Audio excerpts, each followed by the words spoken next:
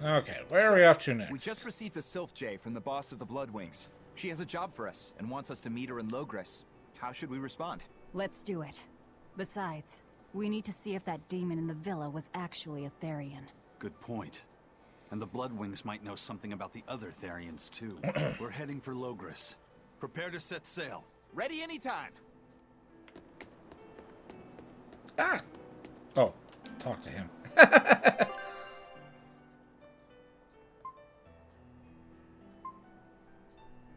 Beast quarter. That one there. Okay, wait a minute.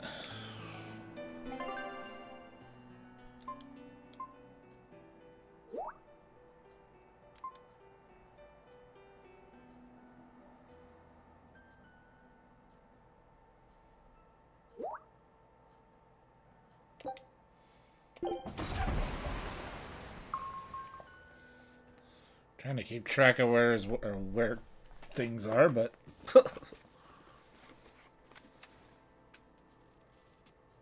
I lost my mother to a demon. Yet that girl's a therion. I don't even know what I want anymore. Hey, that's pretty. Mhm. You like to look at that thing, don't you? Yes, my mother... Someone very important to me gave me this. I treasure it a lot. Looking at it gives me strength. Mhm. Do you want to see it? Yeah! Ah! What's wrong? My face! It's scary! oh dear. I don't want to look like that! I don't want my mommy to hate me! Mommy! Oh boy. Mommy! When I was her age, that's just how I cried. Come, Moana. I want you to see this. That huge owie. What happened? It's big and ugly, isn't it? There are scary things about my body, too. But do you think I'm scary, Kamoana? No, not at all. But are you alright? Does that hurt? Thanks, sweetie. I'm alright, I promise. What about me? Do you think I'm scary? You're such a sweetheart, Kamoana. Nobody could ever be scared of you. Not me, not your mother, not Laphicet. You don't have to cry anymore. It'll be okay. I promise. Okay. That scar, was it from a demon? Yeah. They attacked my village when I was a girl. I was so hurt I couldn't move. But my mother lured them away from me so I could survive. What happened to her? The last thing she said to me was, "Stay strong and keep living." Oh. Come to the deck. Grimoire says she's learned something from the book. Hey, why's your face so red? It's nothing. Somehow I doubt that. It's nothing, I swear.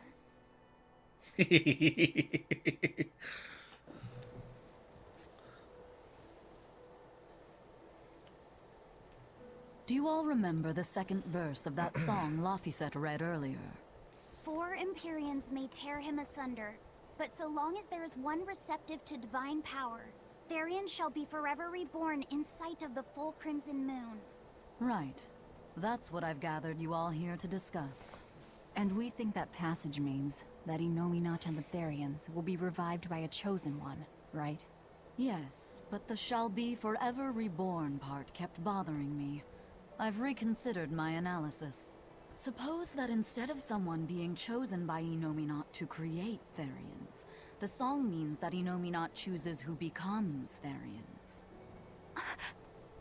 But so long as there is one receptive to divine power, Therions shall be forever reborn. What do you think that could mean? That someone receptive to Inominat's power will be reborn as a Therion. Like Kamoana.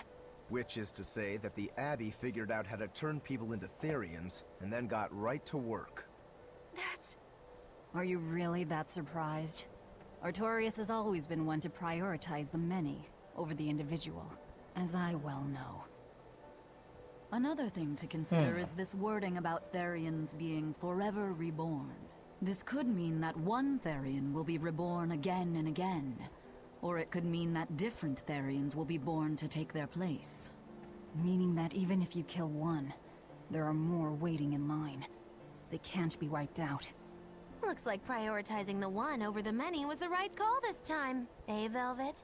I never said I wouldn't kill her, if it would prevent Inominat's reawakening. But Therions can't be killed. Not truly. So, in a nutshell, if you kill one, another person who's receptive to Inominat's power will be reborn as one. Right. But the song says that 7 mouths feed the body. So there's only so many around. If you don't kill them, the next ones won't be born. Exactly. So we remove the 7 Therions from their Earth Pulse points instead. But then, we also have to protect them so the Abbey doesn't steal them back. Or kill them. Sounds tricky. We've got to protect my bug, too. You take real good care of that thing, man. Got it? You bet I will. We have to protect my bug. In that case, we should probably work on securing a proper hideout for ourselves.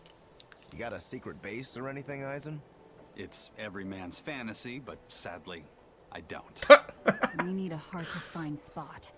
One where we can guarantee a steady supply of malevolence for the Therions. Somewhere devoid of people but full of malevolence. Real poser you got there. With the Abbey in control of the entire continent, finding a place like that will be easier said than done. Meanwhile, Inominat's reawakening draws ever closer. We'll have to keep collecting our Therions while we search for a hideout. For now, let's just get to Loehgres. Excuse me.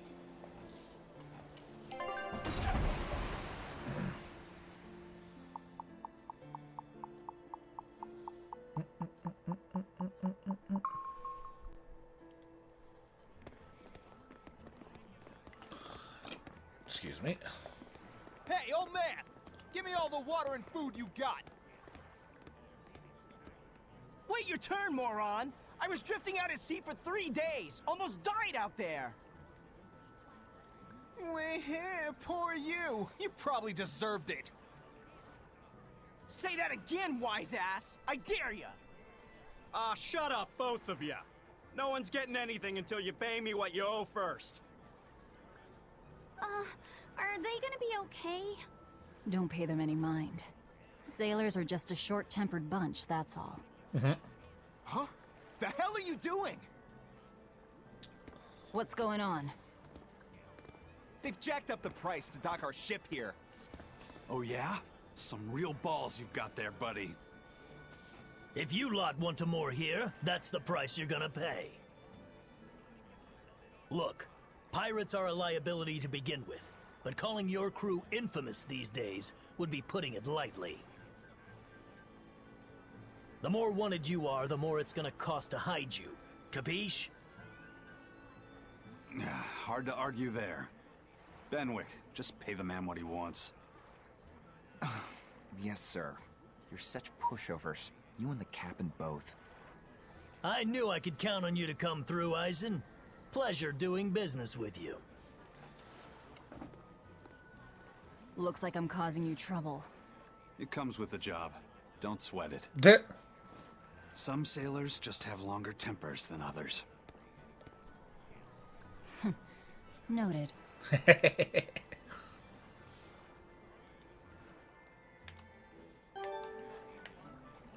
Okay. Oh, here's a Bloodwing right there.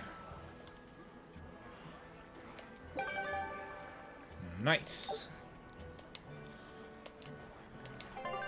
Let's see. We saw the overzealous spider in which I'm probably well above at this point, I'm sure. Oh yeah, since I've been taking out all of these, that is in the Volg ruins, so I need to go back there at some point.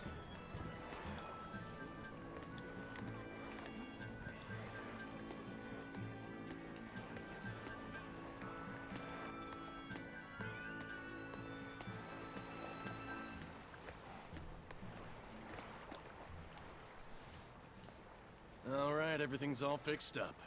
Now to polish this ship from top to bottom. You really throw your back into your work, don't you? Why shouldn't I?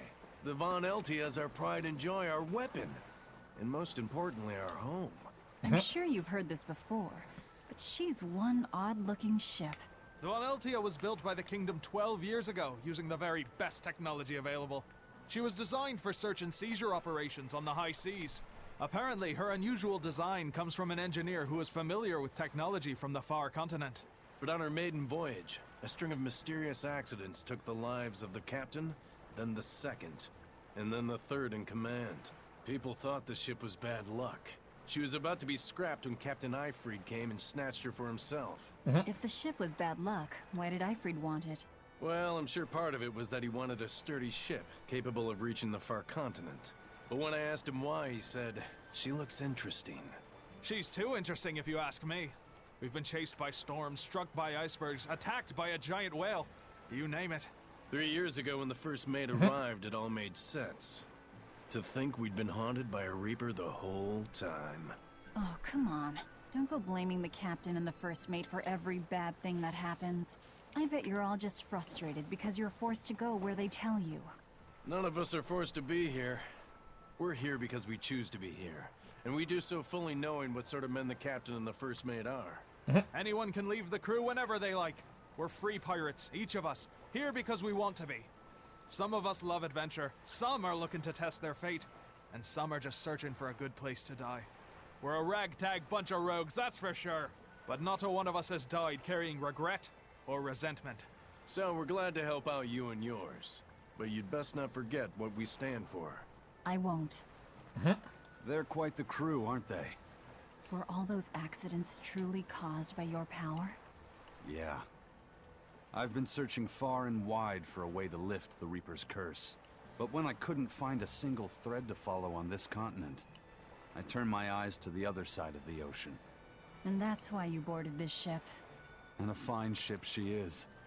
The Von Eltia was built from 1,000-year-old wood, you know. Before I found my coin, she was my vessel. But then the accidents came. And then Eyfried stole the ship. Did he know you were on board? Definitely. He had pretty solid resonance going for him. Although at first, I think he assumed I was just a dour-eyed lubber worthy of little notice. I suppose being a Reaper tends to take its toll like that. No argument there. But still, whether they could see me or not, they didn't act any differently at all. I fought my damn curse with everything I had. And Eyfried and his crew fought right along with me. Hell, we even finally made it to the far continent. And you didn't find anything there? To help with your curse? I didn't even look.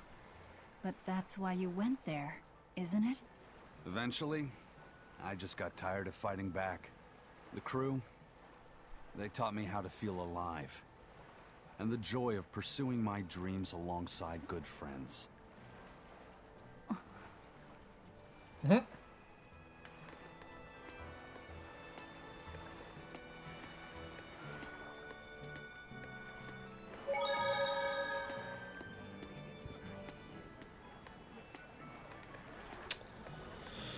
Oh. I probably need to do some cleaning on my computer because it should not be slowing down like that. Oh. I went the wrong way.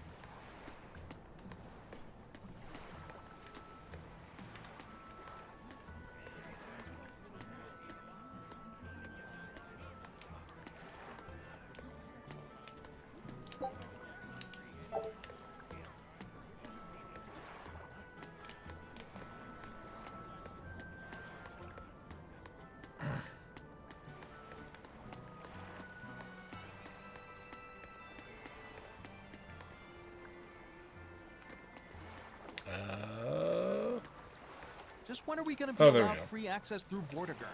Having to go all the way around it every time is far too inconvenient. If they insist on building a big gate over the sea, the least they can do is let honest folk through it. I get why you're upset, but maybe they just haven't been able to devote the resources to fix it after those savage demons wrecked the place. Look, those demons who attacked I don't know what you're Halloween are talking still about. on the loose, aren't they? Yep. Standing right here. From what I heard, the demons who wrecked Vortigern were the same ones that killed the High Priest. What? No way. Wait a minute. The High Priest was killed? Yeah. The official story is that he's injured or sick or something, but I heard differently. Then no wonder they haven't had time for Vortigern. I hope the Abbey finds those demons quick. Those monsters need to pay for what they did. Looks like our infamy is growing by the day. Dude. Maybe they've even put a bounty on us by now. They keep embellishing our escapades, though. I'm honestly a little hurt they're calling us monsters. The more they embellish, the easier it is for us to get around. Confusion and panic will only help us. Dude.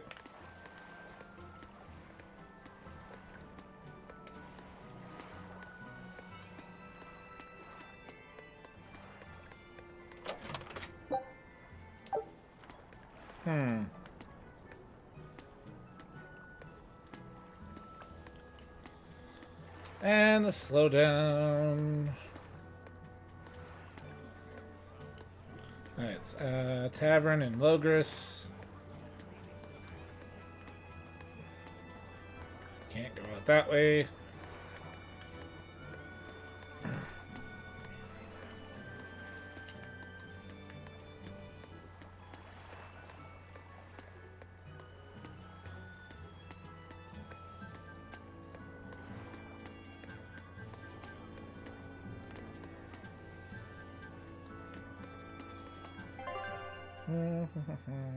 Yeah, we're all looking fine on health.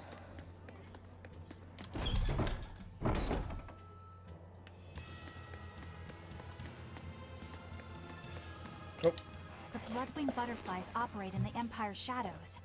Not even the Abbey knows their full scope beyond whispers and rumor. And you all have a connection to them, don't you? Dark and interconnected is the underworld. We've heard voices in the shadows, glimpsed faces behind paper-thin masks. Right. The attack on High Priest Gideon. Was that at their behest? Yeah, the Bloodwings asked us to take him out. We did it in exchange for information that could lead us to Artorias. Information?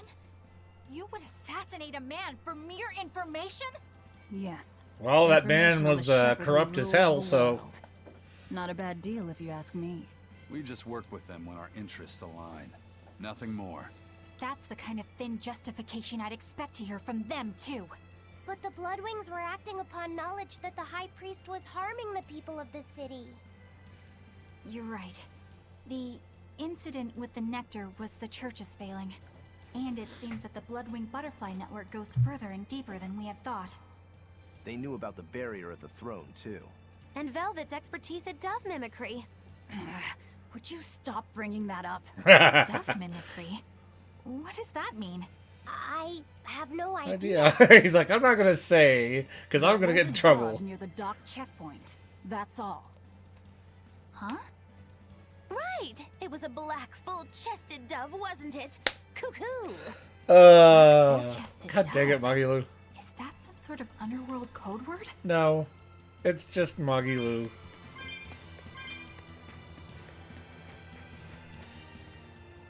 Here we are, back in Loehgres. It was a lot tougher to get in the first time.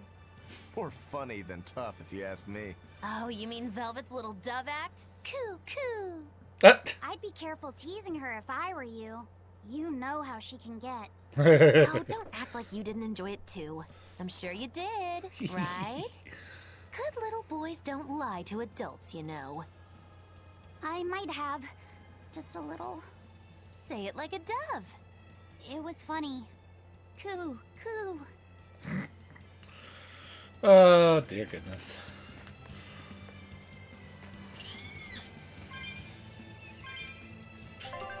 Okay, that's Loehgres there.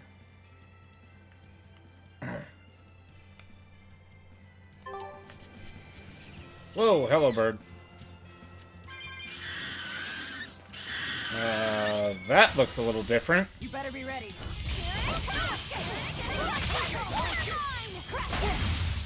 Ow.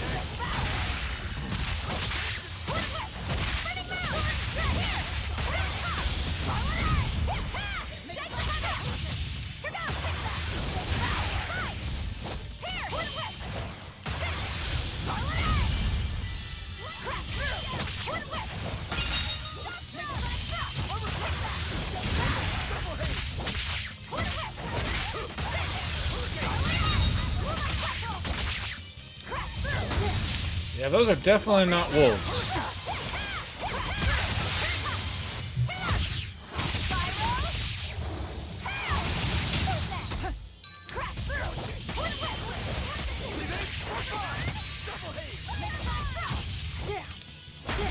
Ow. Thank you. I love being down to one soul.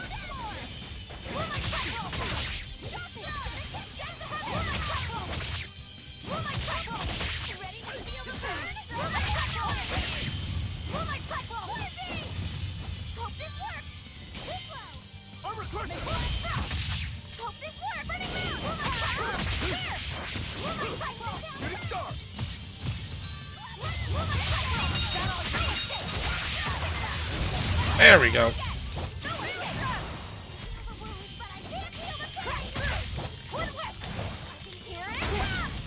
Ow.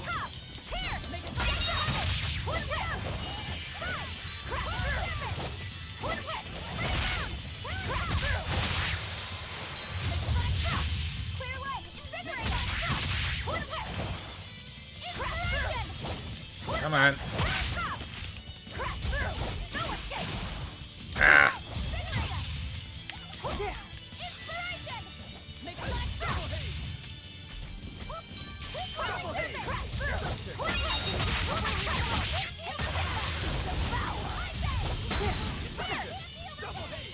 Thank you for making me waste that move.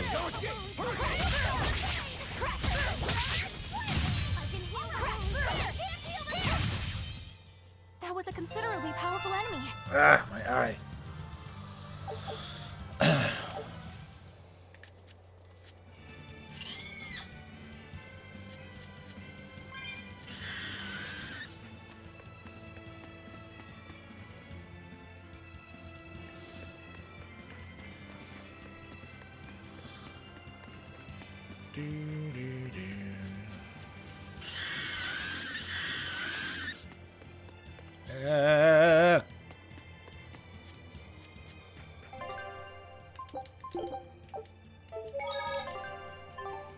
Is Inominat's book so difficult? Grimoire seemed perplexed by it. Yeah. She said it was written in ancient Avarost, a language that uses Impressionist script. I've never heard of Impressionist script. Each character can have many different meanings and readings, depending on the emotion it's expressing and the way it relates to the characters around it. Some modest records on its grammar and structure survive, but none that say how to read the emotion the characters express. Grimoire said that you have to recreate the writer's feelings as a sort of starting point in order to read it. I see. And you have a talent for that sort of thing? I guess I do. But a script based on emotions? That's as far removed from modern language as can be. Yeah, it's completely unrelated apparently. How can it be completely unrelated? After the temperance of Avarost, the entirety of human civilization vanished. The language went with it.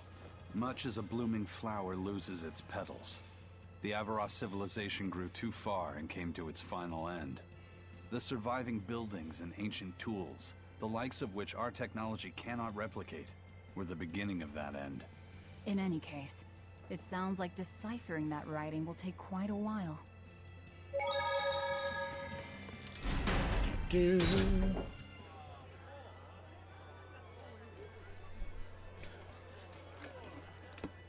Man, the capital sure is big. Yeah, with historical buildings and artisans and all, there's much of interest here for a boy who loves to learn. Uh-huh. Sightseeing's nice and all, but don't wander off and get lost. Oh yeah, sorry. Don't worry about him. He can take care of himself. I know, I was just saying.